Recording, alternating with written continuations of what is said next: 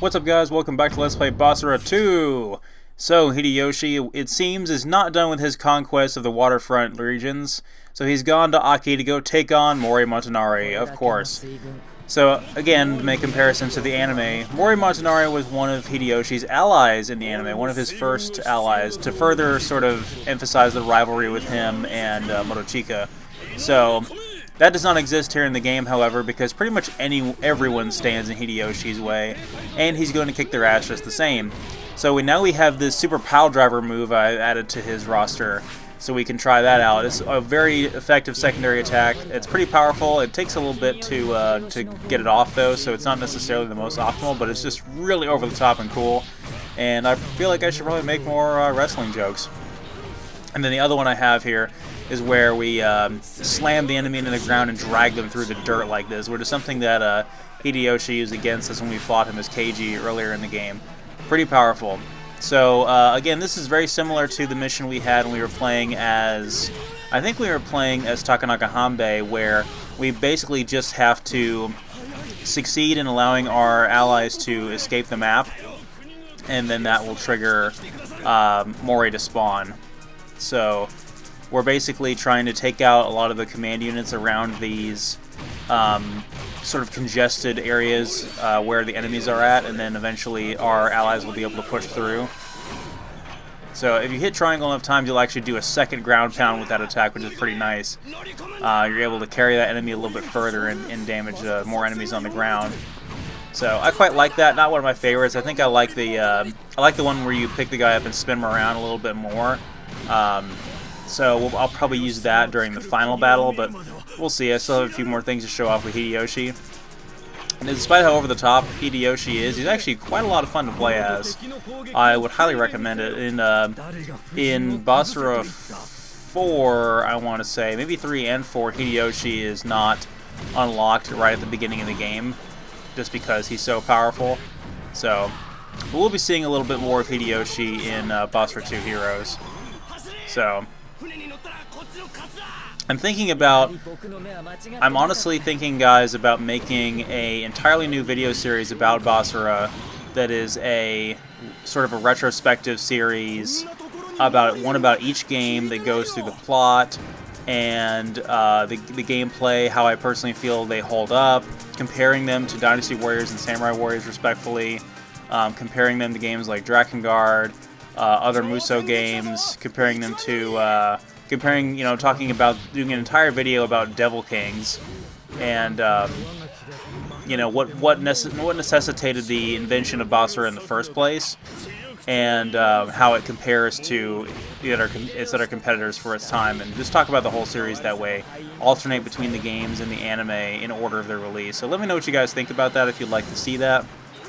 They're going to be heavily scripted, very sort of cliche video game reviewer type of material, but I definitely want to make it in very good quality, so let me know what you guys think. I mean, like I said, I know it's trite and overdone, but I feel like if it's based off of a series that people like, but a very obscure series that hasn't had a whole lot of coverage in the mainstream internet gamer scene, then maybe it'll be an interesting experiment. So let me know what you guys think about that. So anyway, it seems like our efforts to have our soldiers evacuate has gone a lot more successfully in this map than it did when playing as Takanaka Hanbei. It seems like we're able to get the enemies out, or to get the allies out of here a lot easier, although it's still not perfect. They still end up appearing at areas where we couldn't possibly be in all these areas at once, so we're not going to get it perfect. Obviously, a lot of these enemies are going to kill our guys before we can even make it through there. A lot of these archers are really annoying too. Right now we have two groups at either side of the map, and I'm like, I kind of have to pick and choose. I'm not going to be able to get both of them at the same time, but we should just be able to fight Mori just the same, so I'm not especially worried about that. How many times have we fought Mori now in this game? We fought him at least twice as Motochika. I think we fought him in every campaign now. And to think, I wanted to actually play as him in this game. I still kind of do. So we're only a couple of battles left before the end of Basara 2, so again, Let me know what you guys think. Give me some good positive feedback on this Let's Play, and let me know if you want to see Kotaro in Basara 2 Heroes, because it's not too late for me to record that. And Basara 2 Heroes is going to be starting up pretty soon after I finish this one. So I will go back and re-record with Kotaro if you guys want to see that. But otherwise, I'm just going to keep it to the 3 main characters for Basara 2 Heroes.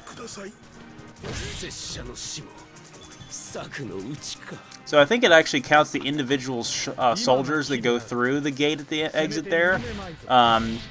Or it could be a percentage, I'm not sure, or if a command unit or a larger type unit counts for more points than a standard one does.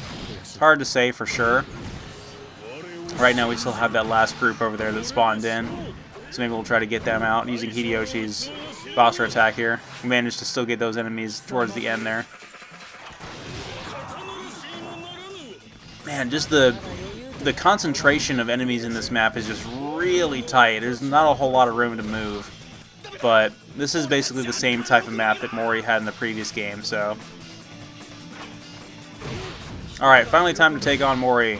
So again, Mori was Hideyoshi's ally in the anime, where after Hideyoshi, to continue the linear plot of the anime sort of, after Hideyoshi punched the sea and won, and defeated Morochika, he was able to give the Fugaku, the damaged Fugaku, over to Mori, who remodeled it and sort of improved it with his own standards, his own preferences. So he upgraded it to support a Archimedes Death Ray, the solar beam of death with all the mirrors that would burn enemies to death instead of the giant cannon, which is completely over the top and unorthodox, but he did it anyway because he's Mori, and Mori is ridiculous in Basara.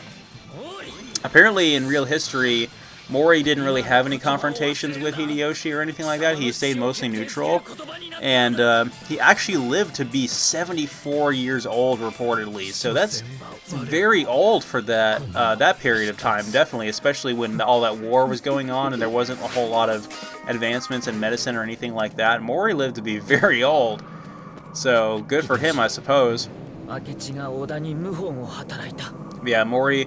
Shortly after that, had his ass handed to him by Sanada Yukimura, who was having a comeback after being sort of an underdog for the rest of the series in Season 2.